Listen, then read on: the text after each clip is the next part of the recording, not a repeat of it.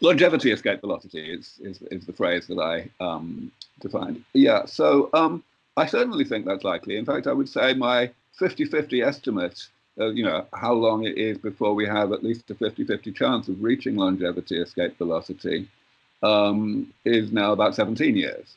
So it's coming down slowly as time goes on, as we make progress. Yeah, I mean, basically the definition of that term is, the point at which we reach the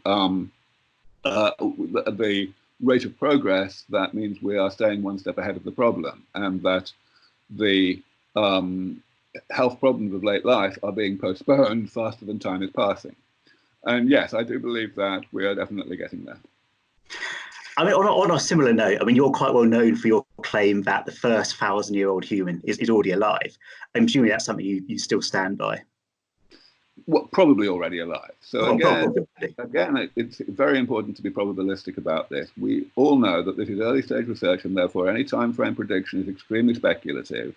So even though I say that we have a 50-50 chance of getting to longevity escape velocity in 17 years, I totally accept that we have at least a 10% chance of not getting there for 100 years. Yeah. Okay, so yes, probably.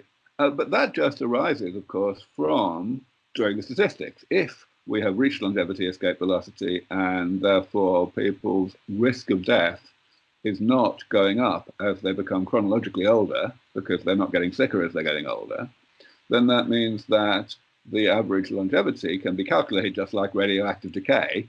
The half-life is defined by the probability, the rate of mortality that we see at younger ages, like 20s or 30s. At the moment, in the Western world, if you reach the age of, let's say, 26, then your chance of not reaching the age of 27 is already less than 1,000. And of course, it's going to go down over time as we develop, ways to reduce the risk of death from causes that don't have to do with how long ago you were born, like, car accidents or whatever.